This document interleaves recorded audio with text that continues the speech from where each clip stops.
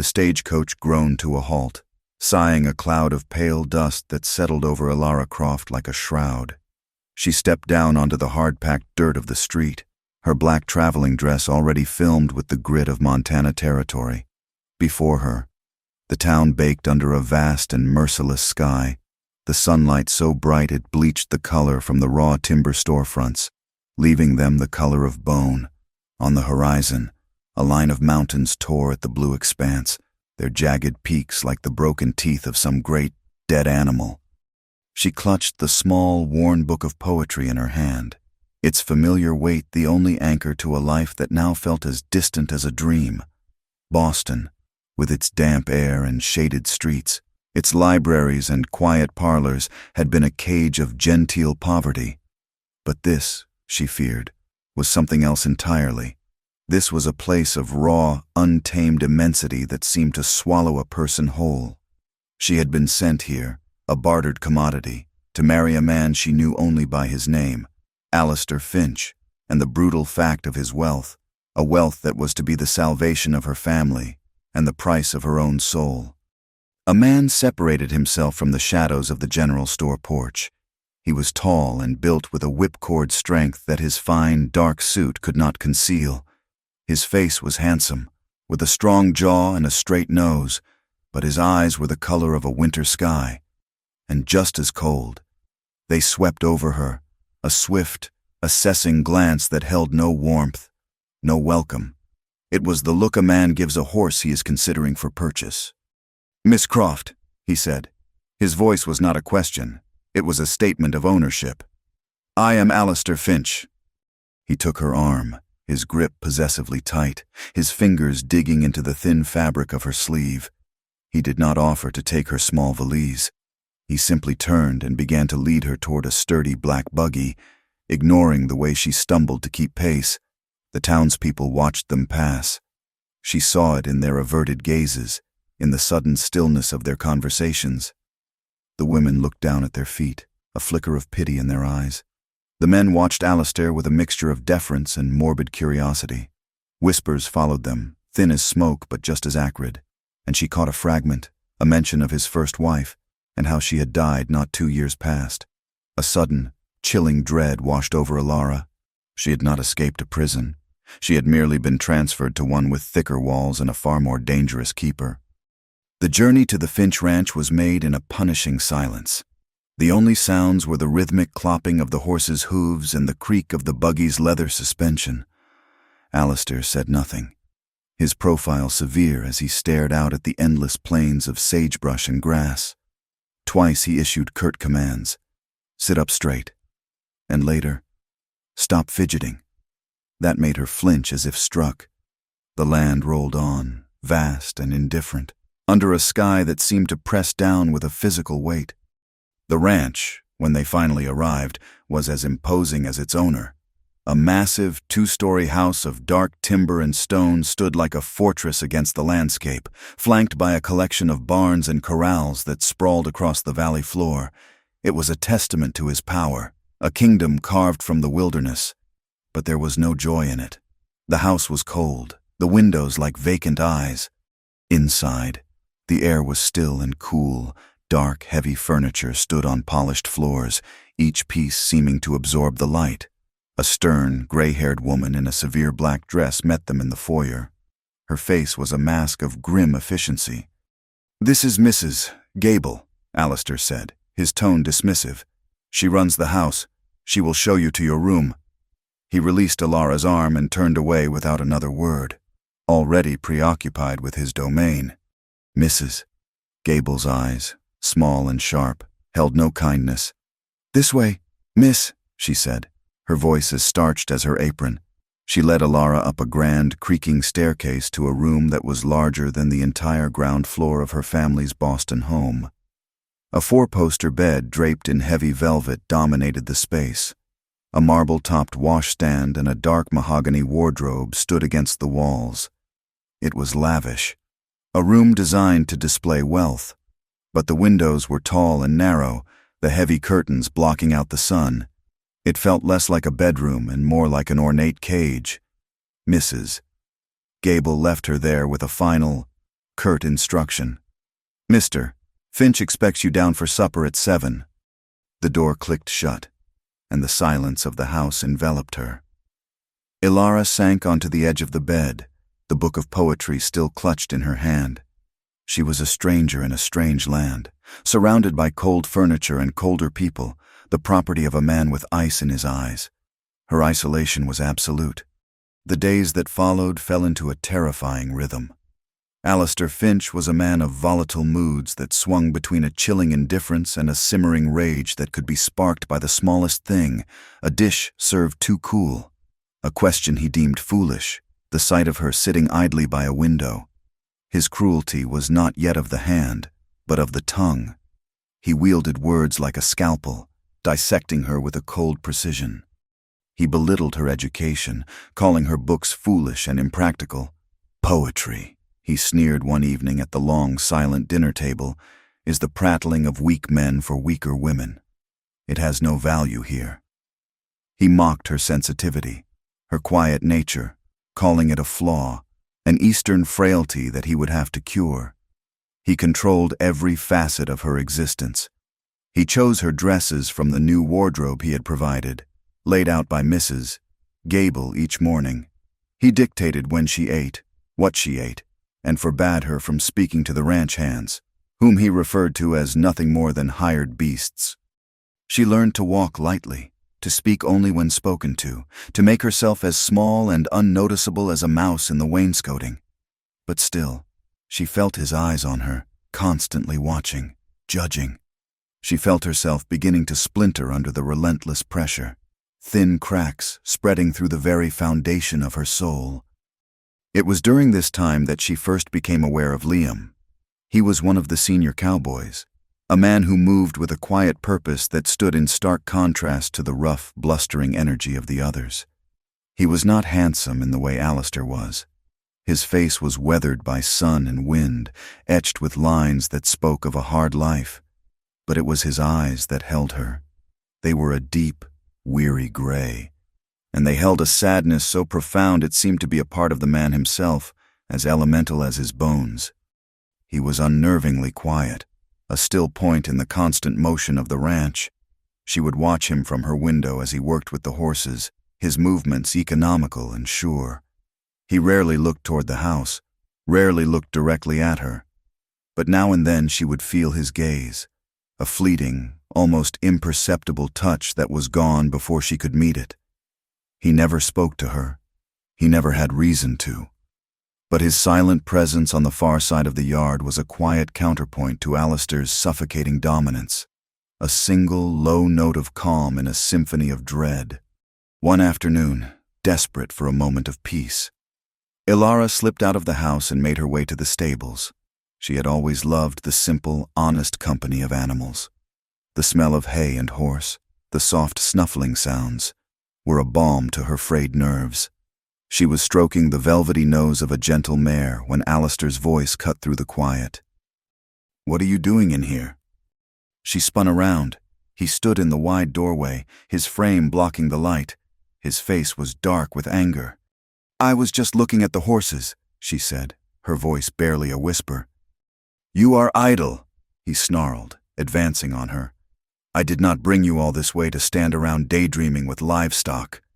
He grabbed her arm, his fingers biting into her flesh. "You have duties in the house."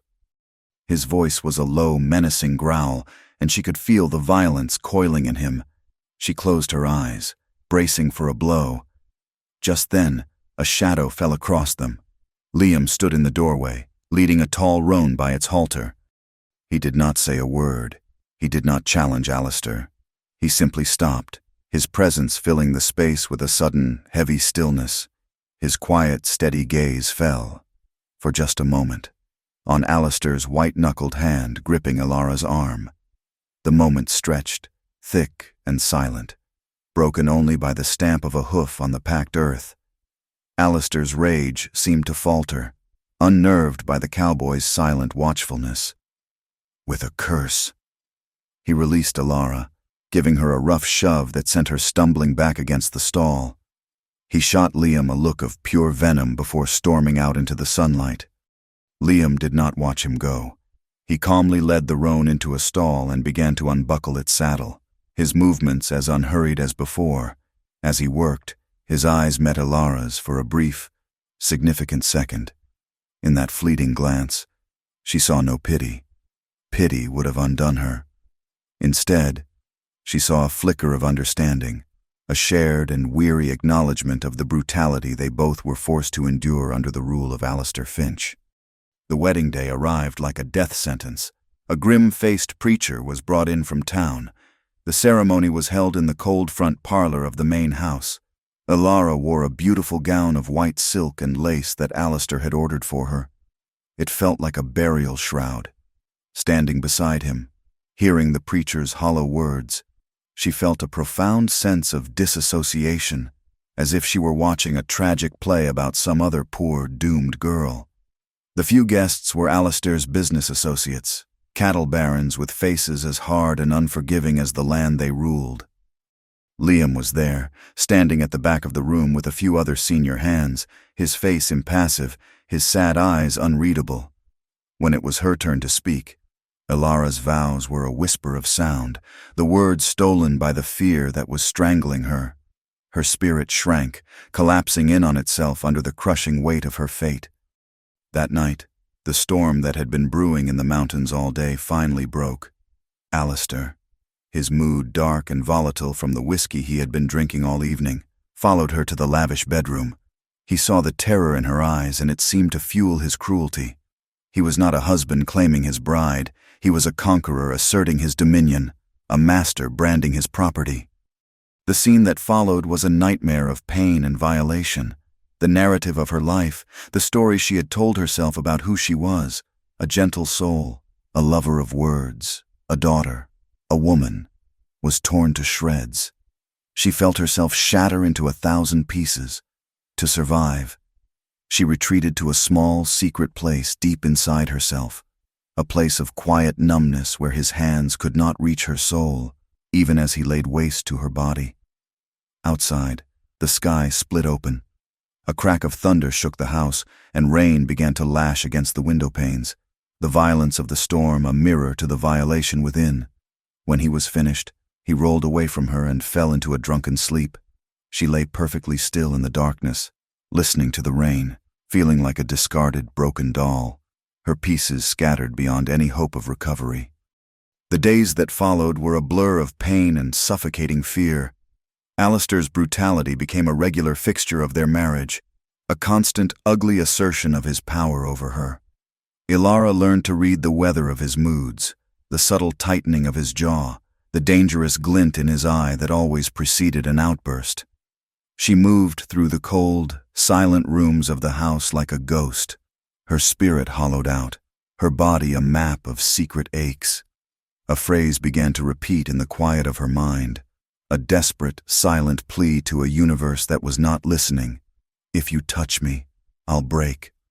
Her only solace came in stolen moments. From the prison of her window, she would watch Liam work in the corrals below. He moved with a quiet competence, a certain grace that seemed entirely out of place in this world of harsh angles and brute force. She watched his hands, calloused and strong, as he gentled a nervous colt, his touch firm but surprisingly tender. These small observations became her lifeline, a reminder that not all strength was cruel, that gentleness still existed in the world.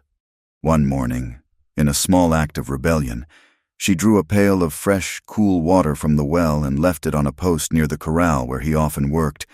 It was a tiny, anonymous gesture, a drop of kindness in an ocean of misery. She watched from her window as he found it.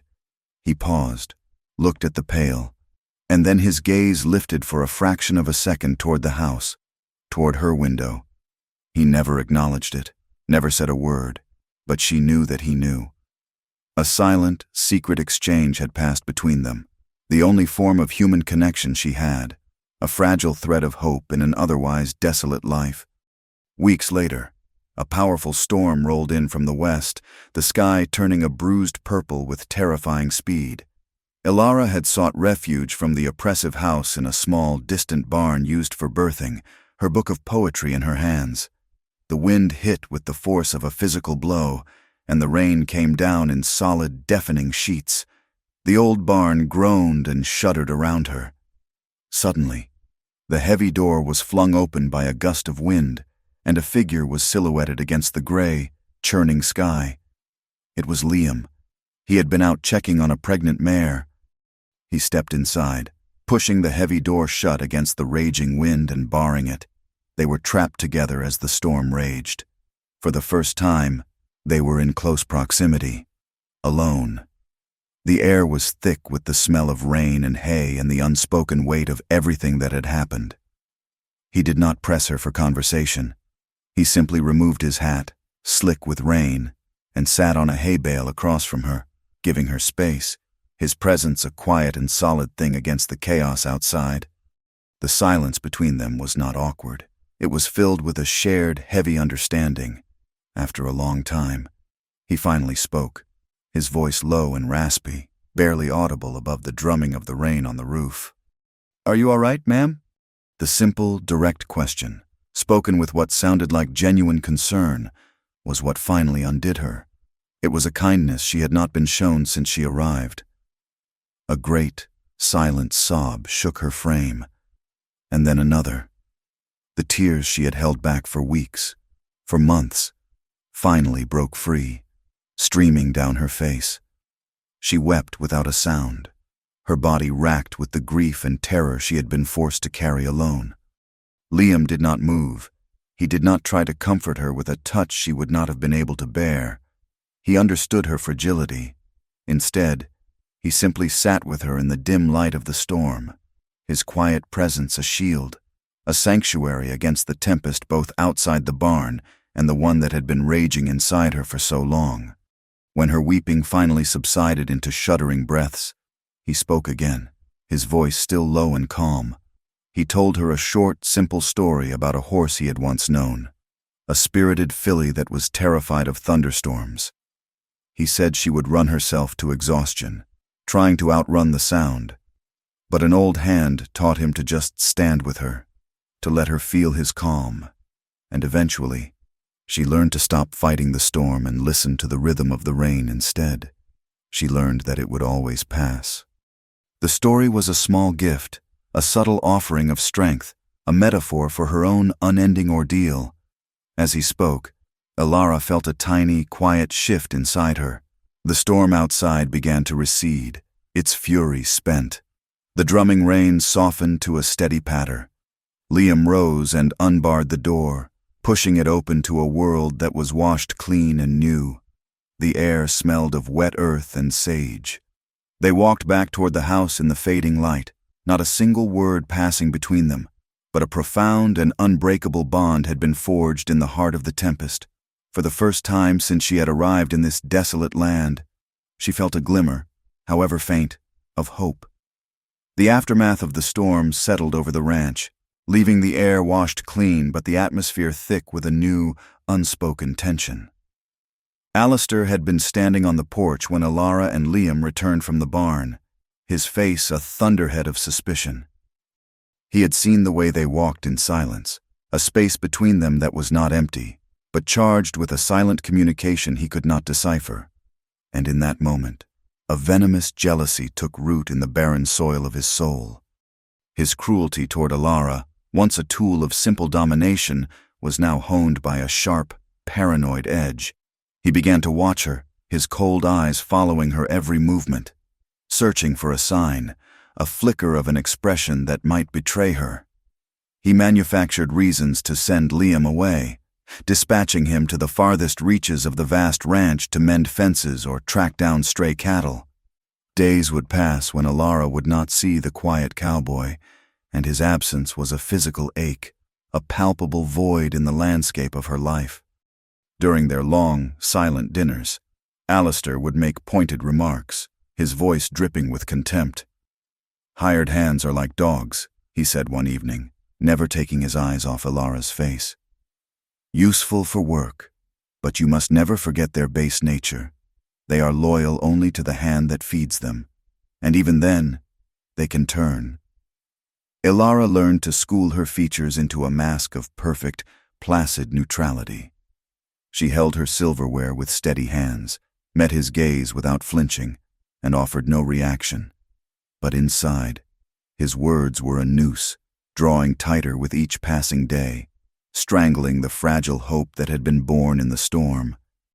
Her internal world, once a prison of fear, now had a secret. Sunlit room. In its center was Liam.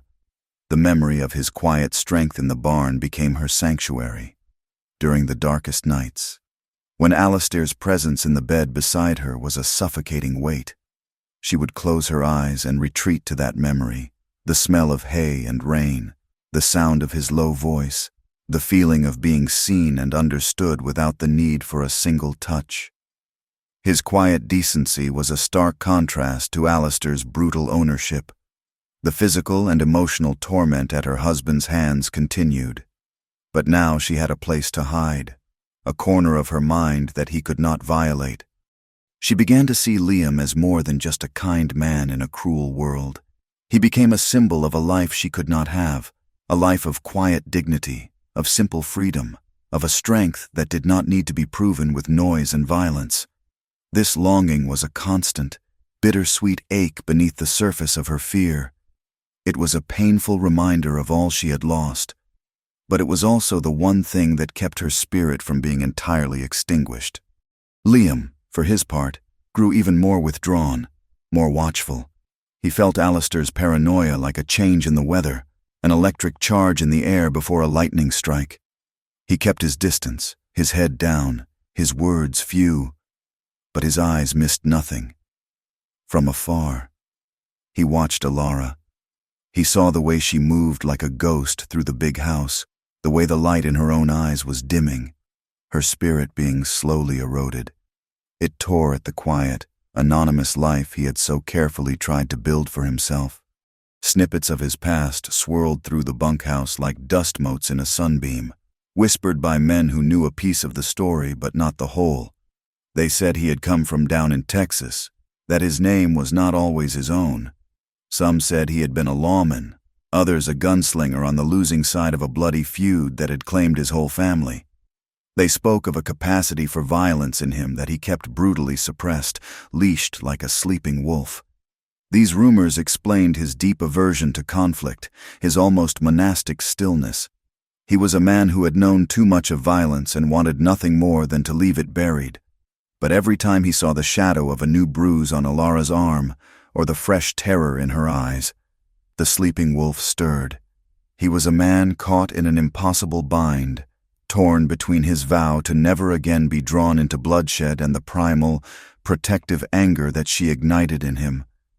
Weeks later, Alistair decided to host a gathering of wealthy cattle barons, men cast in his own image, hard, arrogant, and accustomed to owning everything they saw. He ordered Alara to dress in a gown of deep crimson silk, a color that made her pale skin seem almost translucent.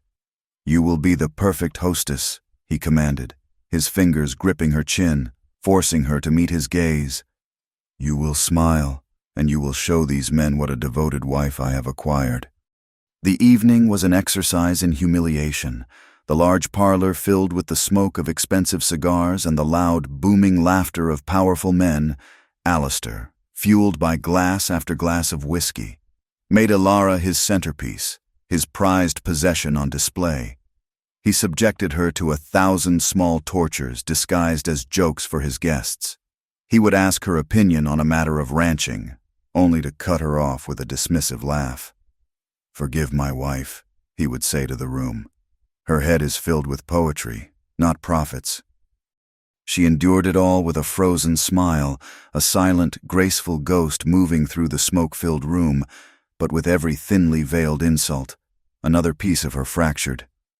At one point, as she was passing, Alistair grabbed her arm, his fingers digging into her flesh. He pulled her against his side, his breath hot with whiskey. "My wife has these frail Eastern sensibilities," he announced to the smirking faces of his friends. "She is as delicate as glass. One must handle her with a firm hand." A wave of nausea and utter despair washed over Alara, her eyes wide with a silent plea for escape. instinctively searched the room, and then she found him. Liam had been ordered to serve drinks, a duty he performed with a stony, impassive face. He was standing near the far wall, a tray in his hands. Their eyes locked across the crowded room, through the haze of smoke and masculine pride. What she saw in his gaze stole her breath. It was a raw, unguarded fury, a killing rage that was terrifying in its intensity. It was the face of the man from the rumors, the gunslinger, the survivor of a bloody feud, and all of it, every ounce of that deadly rage, was directed at the man whose hand was bruising her arm. In a paradox that shook her to her core, she had never felt more terrified or more safe.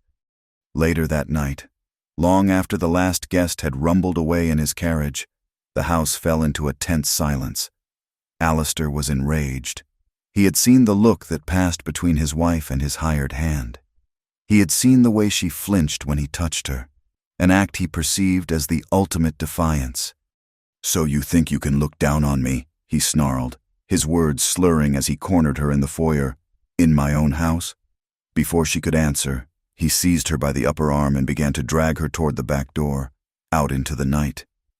"I will teach you what a wife is for. I will remind you who you belong to." His intentions were clear and savage. The night was dark and moonless, the air heavy and still. He dragged her across the yard, his drunken ranting defiling the silence. He shoved her hard against the rough, splintered wall of the main stable, the impact knocking the breath from her lungs. She was trapped, her terror absolute, a scream frozen in her throat. It was at that moment, at the very peak of her horror, that a quiet voice cut through the darkness. "Alistair." Liam stepped out from the shadows of the corral. He had not gone to the bunkhouse. He had been waiting, knowing that the violence of the evening was not yet over. He stood 20 feet away, a still, dark shape against the faint starlight. Alistair spun around, momentarily stunned. Then a sneer twisted his lips. "Well, look what we have here," he mocked, his voice thick with arrogance and whiskey. "The loyal stable hand, come to protect the lady's honor." He released Alara and took a menacing step toward Liam. "Get back to the bunkhouse before I take a whip to you." Liam did not move. Enraged, Alistair lunged, throwing a wild, clumsy punch. Liam sidestepped the blow with an economy of movement that was almost graceful. The fight had begun. It was not a clean fight. It was a desperate, ugly brawl in the dirt and shadows of the ranch yard. Liam was not fighting with the flashy skill of a practiced duelist, but with the grim, cold efficiency of a man who knew violence intimately and hated it with every fiber of his being.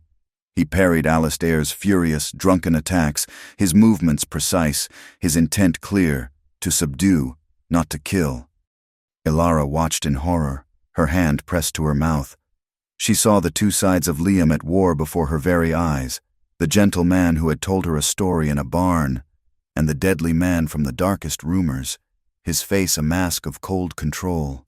Alistair, however, was consumed by a murderous rage. He was losing, being made a fool of by a mere hired hand, and his pride would not allow it. He scrambled back, his hand closing around a heavy piece of discarded iron, a broken branding iron left near the forge. He came at Liam, swinging the iron bar in a wild, vicious arc. Liam moved to disarm him, grabbing for his wrist. As they struggled, Alistair stumbled backward, his drunken imbalance betraying him. His heel caught on the edge of the long wooden watering trough. He fell hard. The iron piece he was clutching was jerked from his grasp. There was a sickening wet crack as his head struck the heavy iron bar on the way down. The sound was horribly final, an absolute and ringing note in the sudden, profound silence. For a moment, no one moved. There was only the sound of ragged breathing in the night.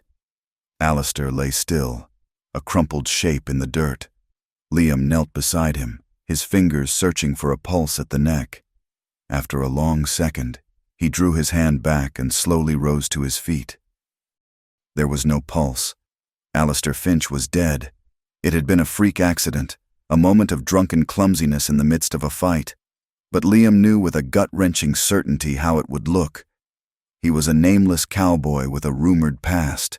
His powerful employer lay dead at his feet, and the only witness was the man's beautiful, fragile wife. The law in this territory was a swift and brutal thing, often bought and paid for. Justice was not a possibility. A rope from the nearest tree was the most likely outcome. The immediate aftermath was a blur of cold panic and rising shock. Elara was shaking so violently she could barely stand, her teeth chattering, but Liam's mind, forged in some past crisis she could not imagine, was brutally clear. He knew they had only minutes. He turned to her, his face grim, his voice low and urgent. "Go to the house, now. Get your warmest cloak and your sturdiest boots. Nothing else, except for any cash you can find. Do you understand? Do it now. I will saddle 2 horses, the fastest ones we have." His commands cut through her shock, giving her purpose. She fled to the house, a surreal silence hanging over the opulent rooms that had been her prison. They were now a crime scene.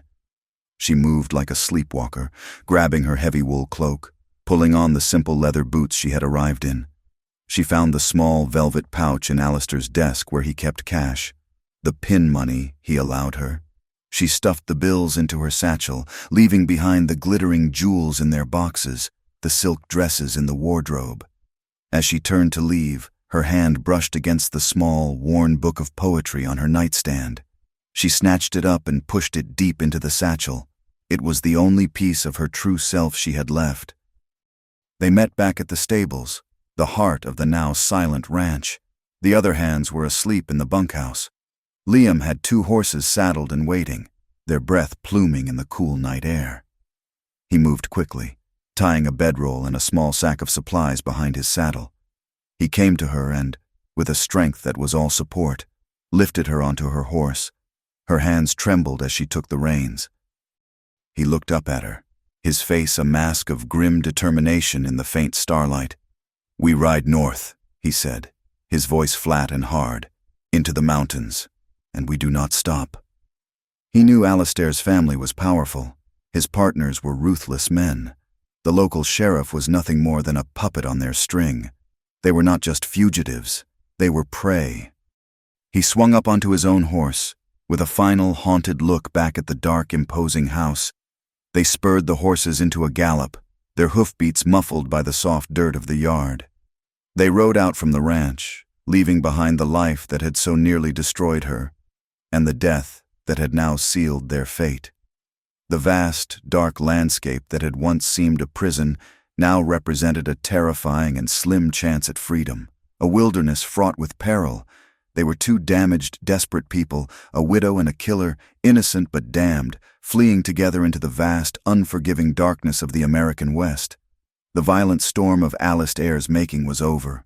A new, and far more dangerous one, was just beginning. The first days of their flight were a fever dream of exhaustion and fear. Liam pushed them onward with a relentless urgency, riding through the moon-drenched nights and resting only for brief, fitful hours during the brightest part of the day. Hidden away in the cool shadows of a dry arroyo or a dense thicket of pine, the world became a blur of motion and hardship. The nights were bitingly cold, seeping into Elara's bones until she felt she would never be warm again. Her muscles screamed in protest, a deep, continuous ache from the unaccustomed hours in the saddle. Hunger was a gnawing, hollow presence in her stomach. Her body, once treated as a delicate instrument, was now a bruised and battered vessel. Yet, she refused to complain. Every time a cry of pain or exhaustion rose in her throat, she swallowed it down. The image of Alistair's vacant eyes flashing in her mind.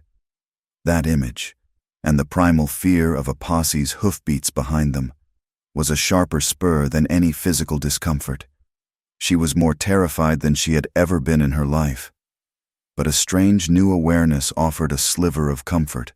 For the first time since she had set foot in this unforgiving land, she was not alone in her terror. Liam was a silent and brutally efficient machine of survival. He moved through the wilderness as if he were a part of it, a natural predator. He navigated by the constellations that wheeled across the ink-black sky, finding his way through the trackless plains with an unerring certainty. He had a 6th sense for water, leading them to hidden seeps and springs that Ilara's untrained eyes would have passed without a glance. He hunted with a quiet proficiency, a single, clean shot from a small rifle bringing down a rabbit or a grouse, which he would then cook over a tiny, smokeless fire of dry twigs. His competence was both impressive and deeply intimidating. He treated her with a detached, almost impersonal-seeming care. He never spoke of their situation, never asked how she was feeling, yet, when he portioned out their meager meals, he always gave her the larger share. At night, he insisted she take the warmer of their two thin blankets. When they slept, he would take the position that was more exposed to the trail, his body a silent shield between her and the unseen dangers of the dark. A deep chasm of silence and trauma separated them. The violent, accidental death of her husband, the man who was his employer, hung between them like a ghost. They did not speak of it. They did not speak of anything personal at all. Their communication was stripped down to the bare necessities of survival. Water here. We rest for an hour. Eat. Ilara's mind was a fragile, splintered thing. Sleep offered no escape, only a descent into recurring nightmares where the sickening crack of Alistair's skull echoed in an endless loop, his dead eyes staring up at her from the dirt.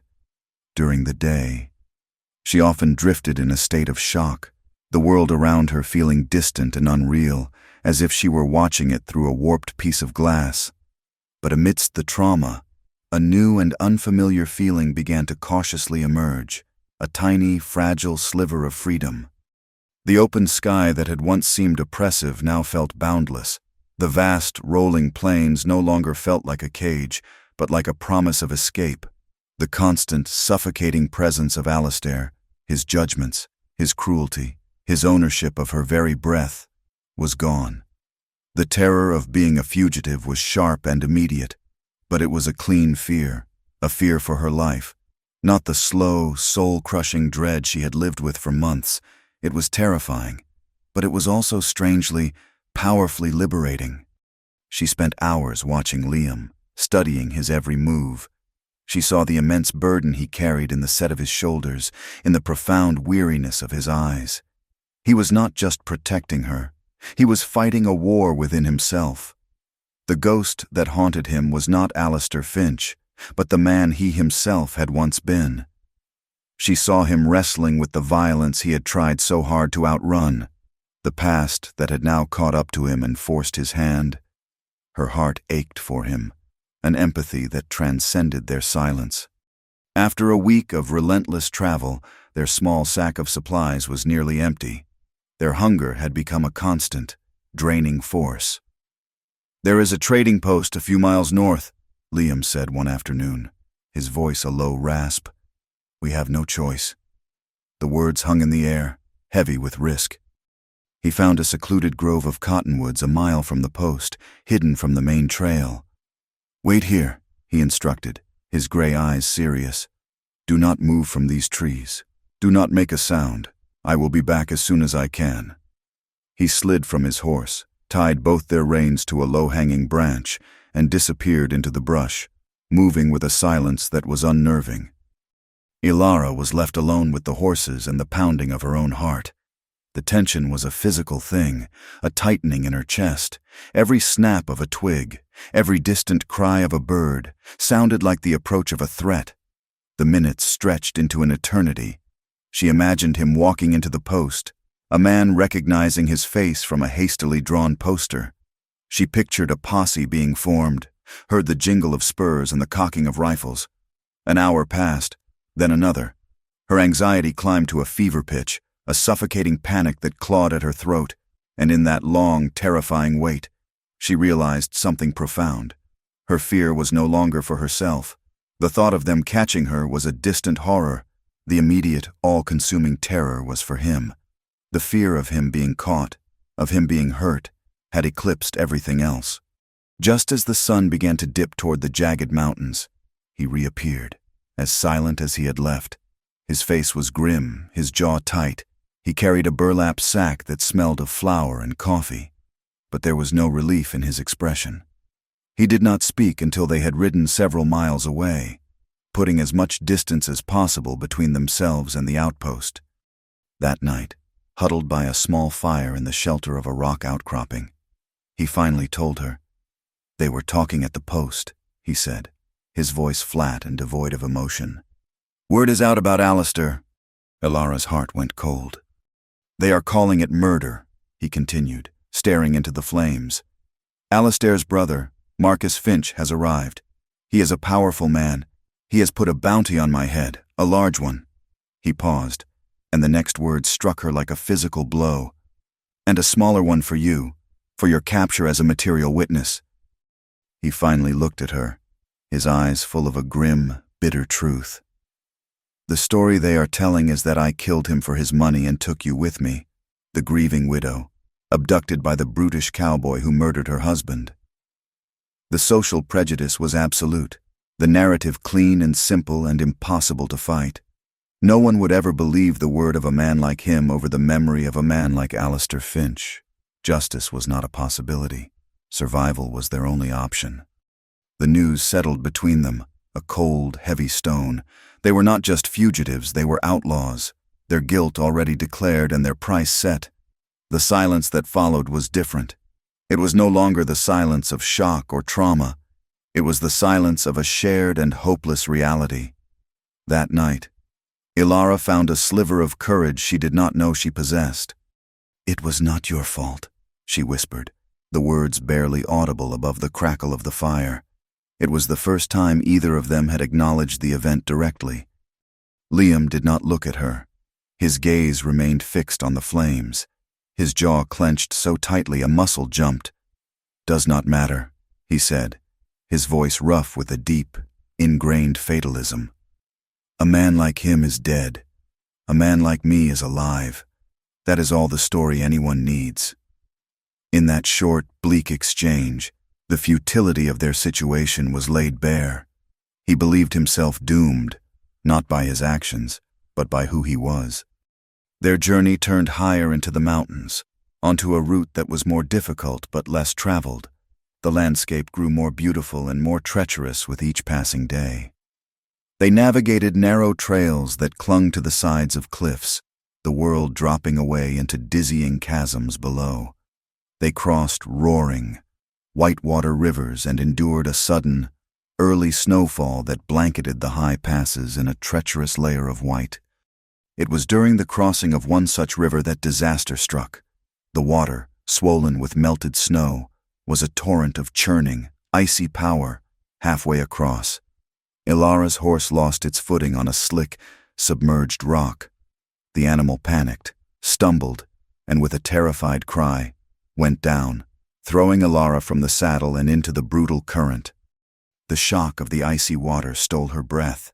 She was pulled under, tumbling helplessly in the powerful grip of the river, before she could even fully register what had happened. Liam was there, without a second of hesitation. He had launched himself from his own horse and into the torrent after her. The cold was a physical blow, but he fought it, his powerful strokes cutting through the current. He grabbed a fistful of her cloak, his grip like iron, and fought his way toward the opposite shore. The scene was a chaotic, desperate struggle for life. He dragged them both from the water, and they collapsed on the rocky bank, soaked, freezing, and utterly exhausted. This moment, this violent baptism in the icy river, was the turning point. All of Liam's detached reserve was stripped away, replaced by a desperate, raw urgency. Ilara was shivering uncontrollably, her lips turning blue, her body shaking with the first stages of hypothermia. He worked with a feverish intensity, stripping off her wet, heavy cloak and wrapping her in his own dry blanket roll from his horse.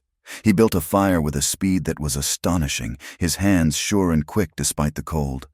He pulled her close to the flames, chafing her frozen hands between his own. His touch was firm, almost rough in its urgency, yet it was profoundly intimate. It was a touch meant only to give warmth, to give life. Seeing that it was not enough, he made a decision. He pulled her onto his lap as he sat before the fire, wrapping the blanket around both of them and enclosing her in his arms, pressing her back against his chest to share his own body heat. It was the first time they had been in such close physical contact. For Ilara, a woman who had only known touch as a prelude to pain or as an act of brutal ownership, this was a revelation. Liam's touch was purely protective. It was strong, but it was gentle. It asked for nothing. It only gave.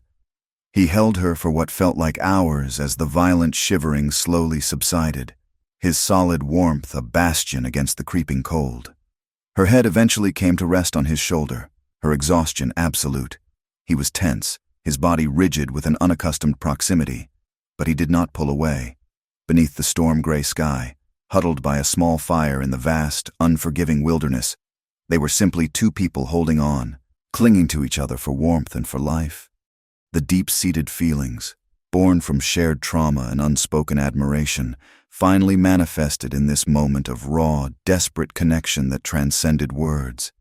As she drifted on the edge of sleep, safe for the first time in what felt like a lifetime, Ilara whispered the phrase that had been her internal mantra of fear for so long.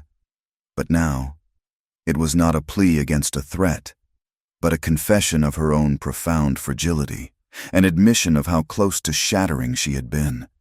"If you touch me," she murmured, her voice thick with exhaustion and emotion, "I will break." Liam heard the whispered words, and a protective instinct so fierce it was a physical pain clenched in his chest. He looked down at her, her pale face illuminated by the firelight, her dark lashes stark against her skin. A quiet, resolute determination settled in him, a silent vow made to the wilderness and to the fragile woman in his arms. He did not speak. Words were not his way. Instead, he gently shifted his weight, pulling the blanket tighter around her shoulders, holding her just a little closer. His action was a clear and unspoken response. He would be the one to hold the pieces together. The moment by the river, a desperate struggle between life and the icy water, had washed away more than just the trail dust. It had eroded the high, silent wall that stood between Ilara and Liam. The shared vulnerability, the raw and undisguised fear for her life in his eyes, had irrevocably changed the landscape of their relationship. The silence that accompanied them on their continuing journey north was different now.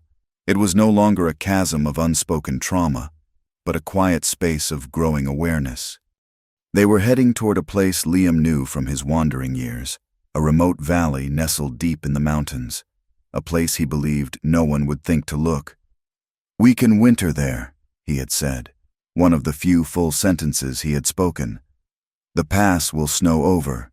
We will be safe until the thaw." For the first time, their journey was not just a flight from something, but a journey toward something, a sanctuary. As the terrain grew rougher, the dialogue between them slowly began to open. It started with small, cautious offerings, an observation from Ilara about the way the aspens trembled in the wind, a quiet word from Liam identifying a bird call. The questions came next, hesitant at first.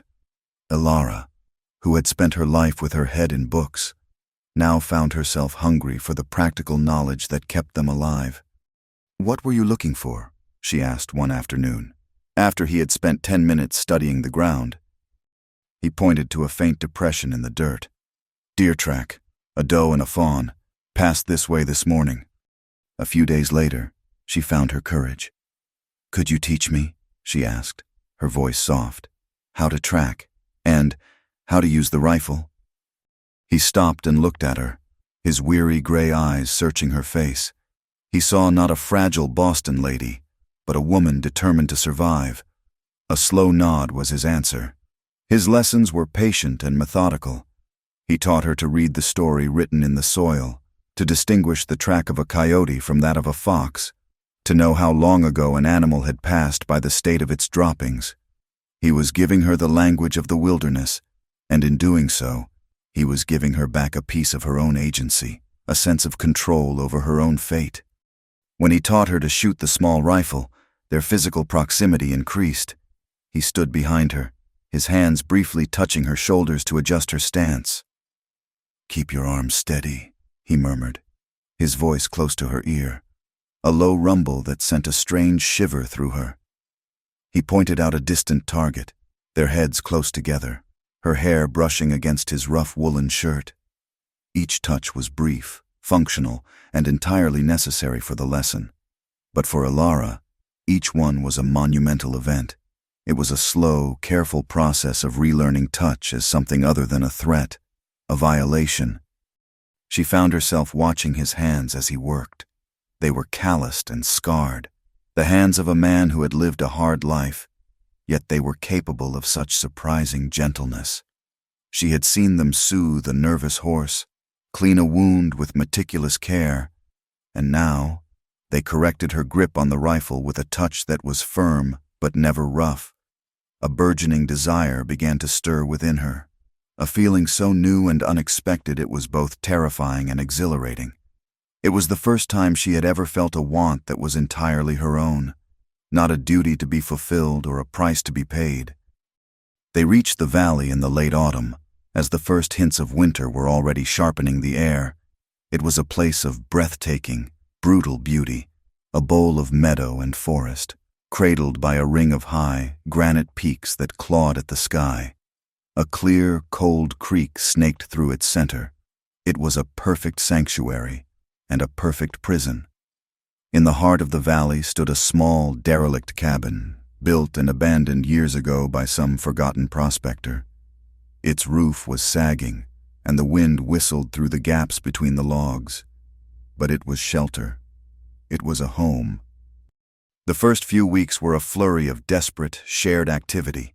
They worked from sunrise to sunset, a team united against the coming cold. They patched the roof with fresh-cut pine boughs and packed mud. They chinked the gaps in the log walls with a mixture of clay and dried moss. Liam, with an axe that seemed an extension of his own arm, felled dead trees for firewood, while Alara stacked the logs in a towering pile against the cabin wall. He hunted with a quiet focus, bringing back deer and elk, and together they smoked and dried the meat, preserving enough to last them through the winter. They worked side by side, falling into a comfortable, unspoken rhythm. The shared labor of building a life, however temporary, solidified their bond. They were no longer fugitive and witness, running from a shared horror. They were partners. As the first heavy snows fell, sealing the pass and cutting them off from the world, life in the cabin became quiet and insular. The vast, silent landscape of white outside was a mirror of their isolation. With the daily, frantic struggle for survival temporarily abated, the emotional and psychological stakes came to the forefront. The close, cramped quarters of the one-room cabin forced them to confront the feelings that had been simmering just beneath the surface. The nights grew long and cold. They would sit on opposite sides of the rough stone fireplace, the flames casting flickering shadows on the log walls. He would mend a piece of tack or sharpen his knife. She would stitch a tear in her cloak or simply read from her worn book of poetry. The silence between them was no longer empty. It was filled with a palpable tension, the heavy, unspoken weight of everything they had been through, and everything they now felt but did not know how to say. One evening, as the wind howled outside, Liam finally began to speak.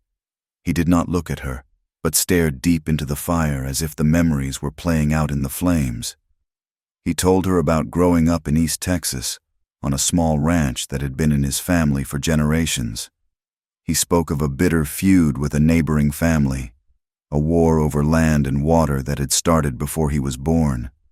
He told her how it had claimed his parents in an ambush, and then, a year later, his younger brother, who had been shot down in a dusty street for carrying the wrong name.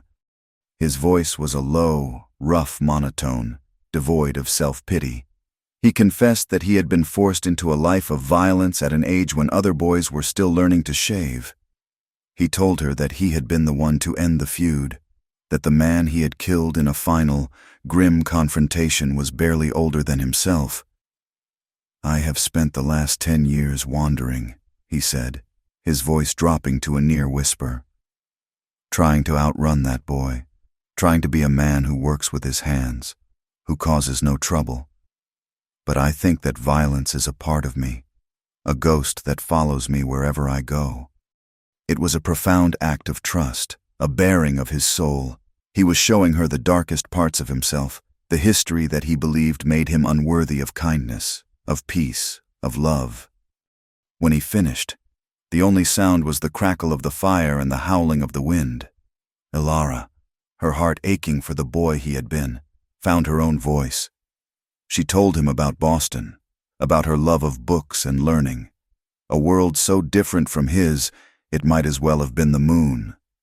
She spoke of her family's genteel poverty, the constant, quiet struggle to maintain appearances while the walls of their life crumbled around them.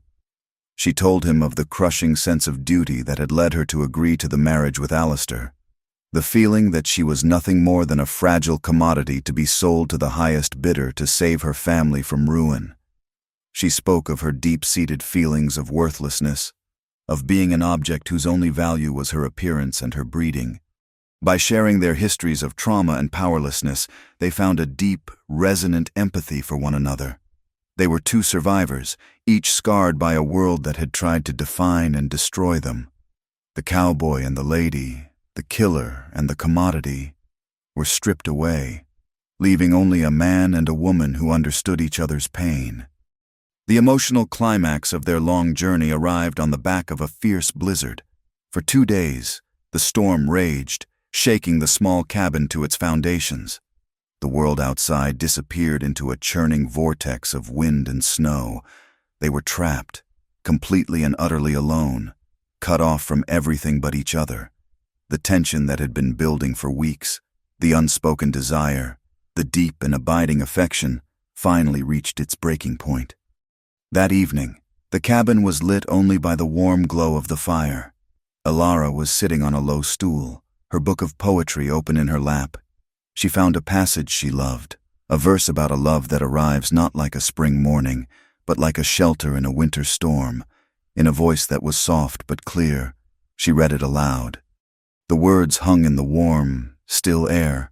Liam, who had been sitting on his cot in the shadows, watching her, slowly rose to his feet. He crossed the small space between them and knelt on the hearth beside her.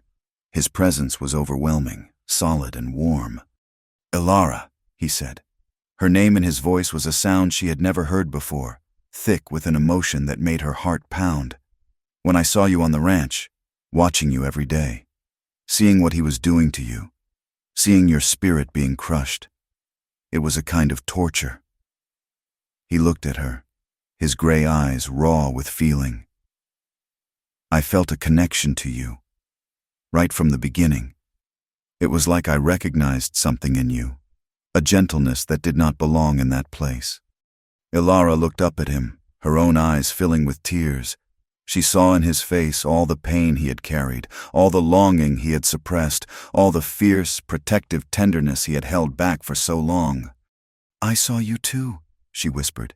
It was a simple admission, but it held everything. It was the validation he had never had in his life, the acknowledgement that his quiet, weary soul had been seen and understood. He slowly reached out, his calloused, scarred fingers gently tracing the line of her jaw. His touch was hesitant, questioning, a silent inquiry. This was the moment. The fear she had whispered in exhaustion by the river, "If you touch me, I'll break," was now being put to the ultimate test. She did not flinch. She did not pull away. Instead, she leaned into his touch, closing her eyes in a silent, willing surrender. His touch was not one of possession or demand, but of an almost painful reverence, as if he were touching something sacred and infinitely precious. He leaned in and kissed her. The kiss was not one of fiery, desperate passion. It was a kiss of profound, aching tenderness. It was a quiet conversation that spoke of shared pain, of desperate hope, of a deep, soul-crushing loneliness that was finally, blessedly, finding its end. It was the silent confirmation that she would not break from his touch, but that she might, in fact, be made whole by it.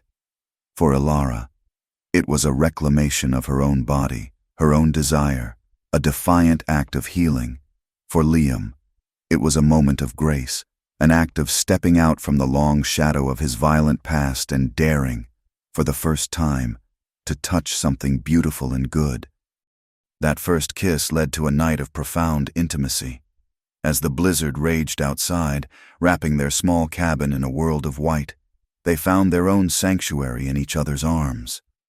It was not about passion, but about discovery. It was about the slow, gentle rediscovery of touch as a language of comfort, of love, of healing.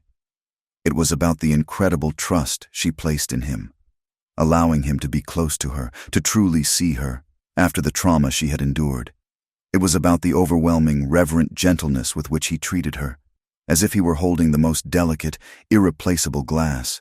In the warm, fire-lit darkness, wrapped in blankets and in each other's embrace, they found a quiet place of safety and warmth. This night was not just a consummation of their desire, but the true beginning of their life together, a silent pledge made in the heart of their shared isolation. It was a quiet, deeply emotional triumph over their tragic, violent pasts. The idyllic peace they had found in the valley was as fragile and as fleeting as the winter itself. With the spring thaw, the world outside their sanctuary began to stir. The snows receded from the high passes, the creek swelled with meltwater, and the trails once more became navigable. The intrusion, when it came, was not with the sound of hoofbeats, but with the quiet tread of a lone man. He was an old, grizzled trapper, his face a road map of hard seasons, who stumbled upon their cabin while checking his lines. He was friendly enough, his eyes crinkling at the corners when he smiled, and he readily accepted their cautious offer to share a meal of roasted rabbit and coffee. He spoke of the hard winter and the price of beaver pelts, seemingly oblivious to the tension that hung in the small cabin. But his eyes were sharp, and as he was leaving, he paused and looked at Liam, a flicker of something more than casual interest in his gaze. He said nothing, just gave a curt nod and disappeared back into the trees. But Liam and Alara both knew. He had seen the bounty posters in some distant town. He had recognized the face. Their time in the valley was over. The threat was no longer an abstract fear, but a real and approaching danger. They were forced to move again, to abandon the small, sturdy home they had built with their own hands. But their dynamic was now completely different. They were no longer a desperate man and a terrified woman thrown together by circumstance. They were a unit, a couple bound by a love that had been forged in hardship and tempered in the quiet intimacy of the winter. Their journey was no less perilous, but it was now underscored by a deep and abiding tenderness. They found strength in small gestures, a simple touch of hands as they rode side by side, a shared look across a campfire that spoke volumes, a quiet moment in the evening when she would lean her head against his shoulder as they watched the stars appear. These small acts of love were their quiet defiance against a hostile world that sought to hunt them down. Their destination was a name Liam had heard whispered among wanderers, a small, struggling town in the Northern Territory called Redemption. It was said to be a place where a person's past was their own business, a town where people went to disappear. The irony of the name was not lost on them. Their arrival in Redemption was met not with welcome, but with immediate, silent suspicion. The town was a single dusty street lined with tired-looking buildings, a place that seemed to be slowly losing its fight against the vast, empty landscape. A man like Liam, quiet and watchful with a gun on his hip, was not an uncommon sight. But the woman with him was another matter entirely. Alara, even in her plain, sturdy traveling dress, carried herself with a refined grace that was as out of place in this dusty outpost as a porcelain teacup in a saloon. The townspeople saw a rough-looking man traveling with a woman who was clearly a lady, and just as clearly not his wife. Eyebrows were raised. The social prejudice they faced was a quiet, suffocating thing. Women would stop their conversations and watch Alara pass, their whispers following her like a trail of dust, the words "fallen woman" hanging unspoken in the air. Men would look at Liam with a hostile mixture of envy and contempt, their eyes lingering on Alara in a way that made his hands clench. Despite the cold welcome, they tried to build a life. Liam, his strength and skill with metal undeniable, found work at the local blacksmith shop. The smith, a burly, taciturn man, cared little for gossip and much for a strong back and a good hammer arm. and Liam's work earned him a grudging respect. With the last of the money she had taken from Alistair's desk, Ilara bought a small, run-down cottage at the very edge of town. It was little more than a shack, with a leaky roof and a floor that sagged, but it was theirs. She worked tirelessly to make it a home, patching the walls, scrubbing the floors, and planting a small garden in the hard-packed dirt out back. Her rows of seeds and tender green shoots were a quiet testament to her unwavering hope for a future, for a brief, fragile period. It seemed they might find a kind of peace. They were ostracized, but they had each other, and their small home was their sanctuary against the world. The dark, tragic element of their story, however, was not finished with them. It resurfaced in a brutal and unexpected way. A man rode into town one afternoon, followed by a half-dozen hard-faced men with rifles in their saddle scabbards. He was tall and dressed in the expensive, tailored clothes of a wealthy rancher. His face was a colder, more ruthless version of his brother's. It was Marcus Finch. He was not a lawman.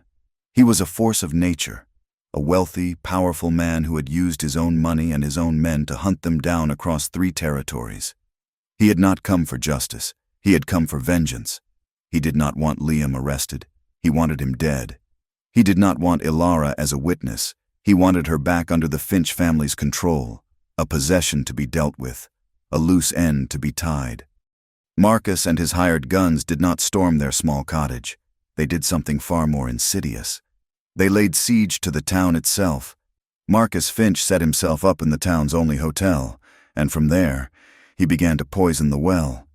He used his wealth to turn the townspeople's suspicion into active hostility. He bought rounds of drinks in the saloon, spreading vicious lies about the murderous cowboy who had killed his brother in cold blood and stolen his grieving wife. He promised generous rewards for any information, for any citizen who would help him bring the killer to his own brand of justice. The town sheriff, a weak-willed man with a tin star and an easily bought conscience, quickly fell into Marcus's pocket. The fragile community they had hoped to join turned on them completely. The change was swift and brutal. The general store owner suddenly refused to sell them flour. The blacksmith told Liam his services were no longer needed. People would cross the dusty street to avoid walking on the same side as them. The social ostracization was no longer a matter of whispers and stares. It had become a palpable threat, a tightening cord of isolation designed to strangle them, to force them out into the open where Marcus and his men were waiting. This period was the most severe test their bond had yet endured. Ilara watched with growing terror as the violence in Liam's past began to reawaken. He became silent and coiled, the weary sadness in his eyes replaced by the cold, distant watchfulness of a man preparing for a fight to the death. The gentle man who had held her through a blizzard was retreating, and the ghost of the Texas gunslinger was taking his place. She was terrified, not just of Marcus Finch, but of losing the man she loved to the killer he had been forced to be. One night, she pleaded with him, her voice choked with fear. "We can run again. Liam, we can disappear, go north into the high country. Please, let us just go." He stood by the small window of their cottage, looking out at the dark, hostile town. "There is nowhere left to run, Ilara," he said, his voice quiet but absolute. "A man like him will never stop, not until one of us is in the ground." He turned to face her, and she saw in his eyes a grim resolution. "We cannot run forever. Here, in this place. This is where it ends." The emotional climax of their ordeal arrived the night before the inevitable confrontation. The air was thick with a sense of impending doom. Ilara, her nerves frayed to the breaking point, was distraught. She clung to him, her old fragility returning as a storm of fear for his safety. "Do not do this," she begged, her face buried in his chest. "Do not leave me. Please, Liam, do not become what they say you are." He held her tightly, his own heart breaking for the peace he had so briefly given her, a peace that was about to be shattered. He confessed his deepest, most secret fear, a fear that had haunted his every step for the last 10 years. "Maybe they are right," he whispered, his voice rough with a pain that went deeper than any bullet could. "Maybe that violence, Maybe that is my true nature. Maybe everything I touch, I break." He echoed her own whispered fear back at her, revealing his own deep-seated feeling of being a broken, destructive force, a man doomed to bring ruin to anything good in his life. He believed that by loving him, she had only chained herself to his fate. This was the turning point. Hearing her own words of fragility used to describe his deepest pain, Ilara found a strength she never knew she possessed, a strength forged in the crucible of her love for him. She pulled back and looked him directly in the eyes, her own gaze steady and clear. "No," she said, her voice shaking but firm. "You are wrong." She placed her hands on his chest, as if to physically push back the darkness that was consuming him. "When I met you, I was the one who was broken. I was in 1,000 pieces. You held me together. Your love made me whole." Her voice grew stronger, filled with a fierce, unwavering conviction. "So you listened to me. Liam, you are a good man. If you fight tomorrow, you do not fight because you are a killer. You fight for us. You fight for this home we have built. You fight for our future." She refused to let him see himself as a monster.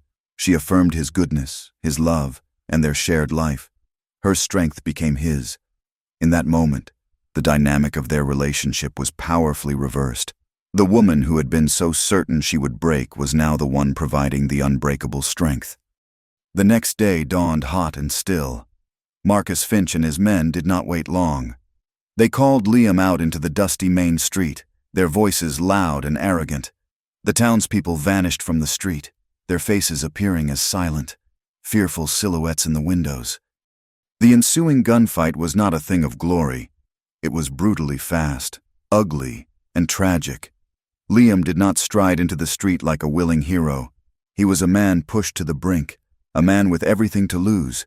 He moved with a deadly, reluctant efficiency, his actions dictated not by a love of violence, but by a desperate need to protect the only good thing that had ever happened to him.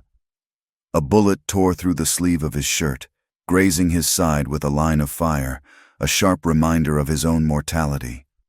In the end, after a deafening series of explosions that seemed to last an eternity and yet was over in seconds, a profound silence fell over the street. Liam stood alone, his pistol smoking in his hand. Marcus Finch and his men were dead, their bodies sprawled in the dust. The victory was absolute, and it was hollow. The townspeople slowly emerged from their hiding places, their eyes wide. They stared at Liam, their suspicion now mixed with a deep and fearful awe. He had saved their town from a tyrant who had bought and bullied his way into power. But in doing so, he had confirmed their worst fears about him. He was a killer. The dark, terrible tragedy was that in order to protect his future, he had been forced to fully embrace the part of his past he hated the most. He looked down at his own hands, covered in dust and a smear of his own blood, and a wave of profound self-loathing washed over him. Ignoring the stares of the town, Ilara ran to him. She did not see the killer the town saw. She saw her husband, her protector, wounded and in pain, his eyes haunted by what he had been forced to do. She reached him and gently took the heavy pistol from his trembling hand. She wrapped his arm around her shoulders, her small frame supporting his weight. "Come," she said softly, "let us go home." She helped him limp back toward their small cottage, her support unwavering in the face of 100 fearful eyes. The external threat of Marcus Finch was gone, vanquished in a storm of gunpowder and blood, but they were now more isolated than ever, surrounded by a community that would now, and perhaps forever, fear them. The climax of their fight for survival was not a moment of triumph, but one of deep, aching sorrow, a stark and brutal lesson on the terrible cost of their redemption. In the immediate, tense aftermath of the gunfight, the town of Redemption held its breath. The silence that descended upon the dusty street was heavier and more profound than the noise that had preceded it. Doors remained shut, windows remained curtained. The corrupt town sheriff, now stripped of Marcus Finch's money and authority, was a powerless man, more fearful of the quiet cowboy at the edge of town than he was of any outlaw. The townspeople, in their fear and awe, created a wide, invisible circle of isolation around the small cottage, a quarantine of silence. Inside that circle, Liam recovered. Ilara cleansed and bandaged the long, shallow wound on his side, her touch gentle and sure. His body began to heal with the resilience of a man accustomed to hardship, the flesh knitting itself back together day by day. His emotional healing, however, was a far slower and more difficult process. The violence he had been forced to commit haunted him.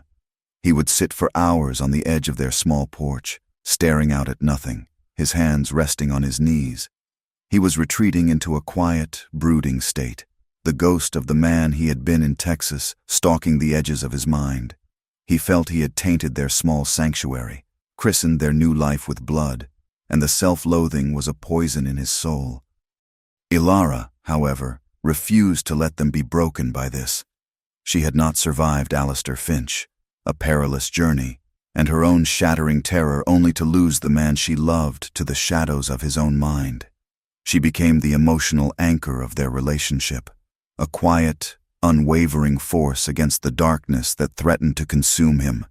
With a fierce and stubborn determination, she tended to her small garden.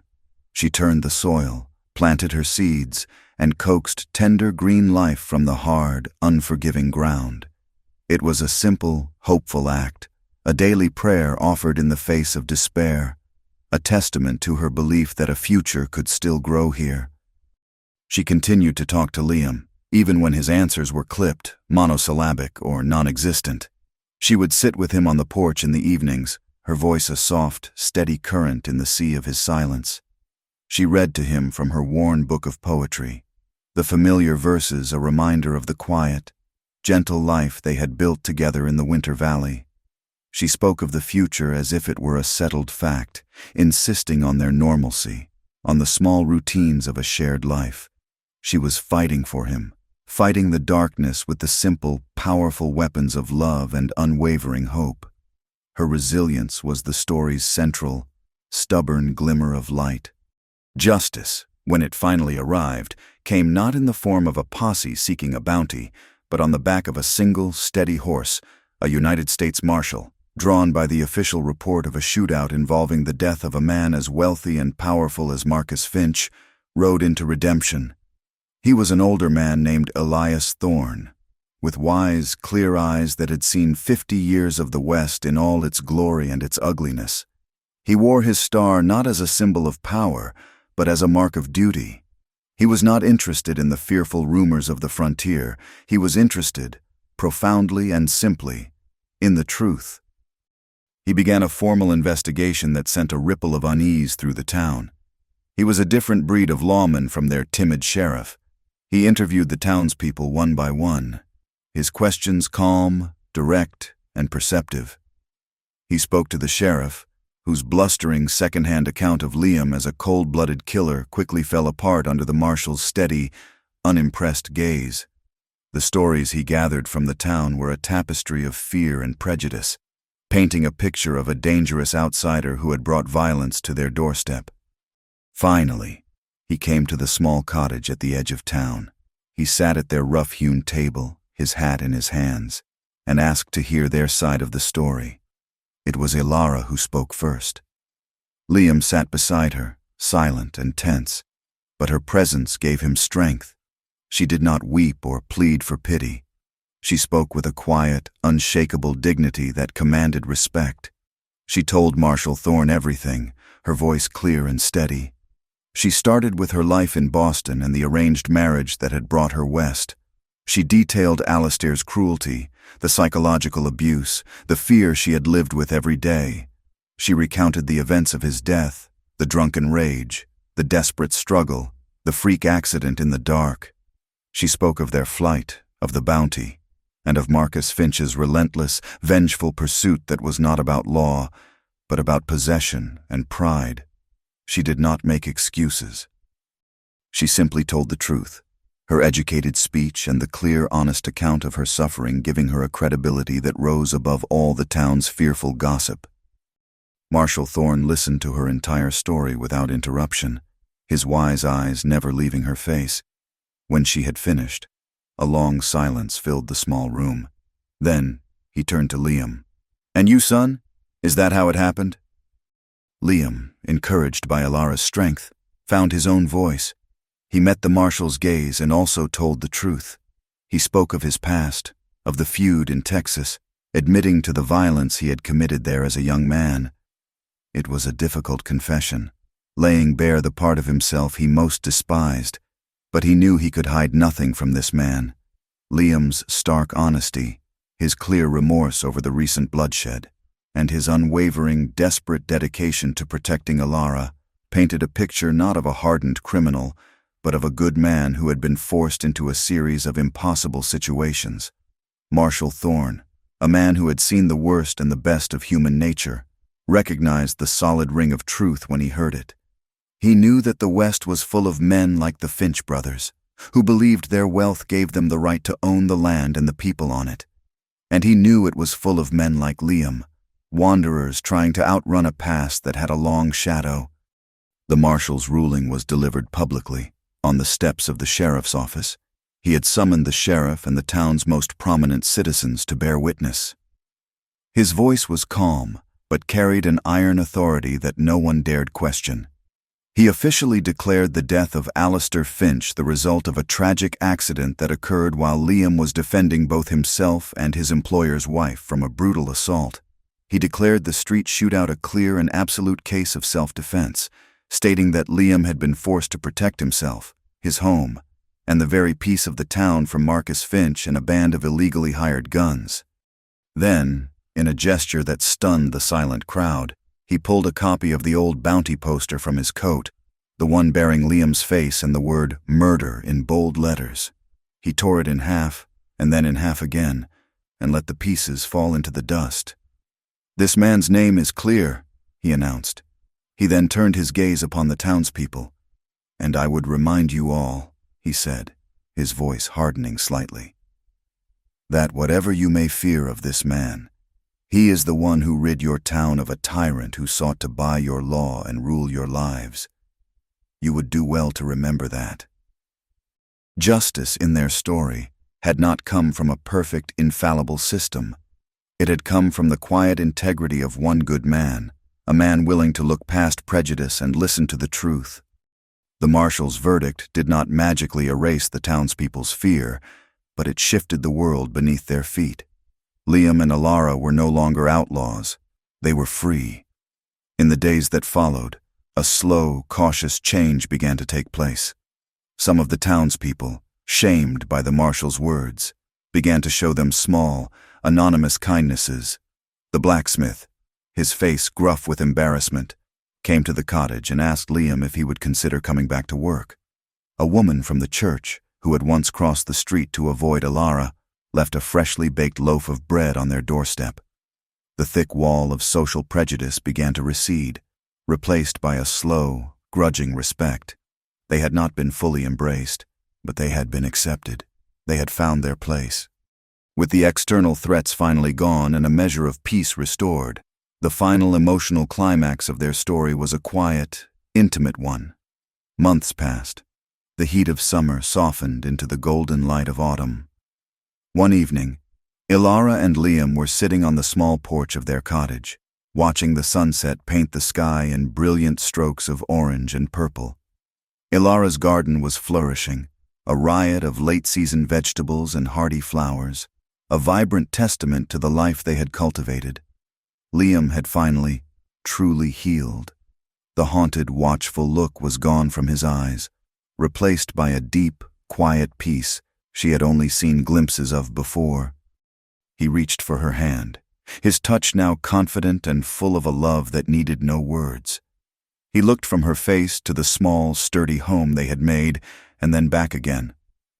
"You were right," he said, his voice low and certain. "That night, when I felt like I was breaking everything, you were the one who was right."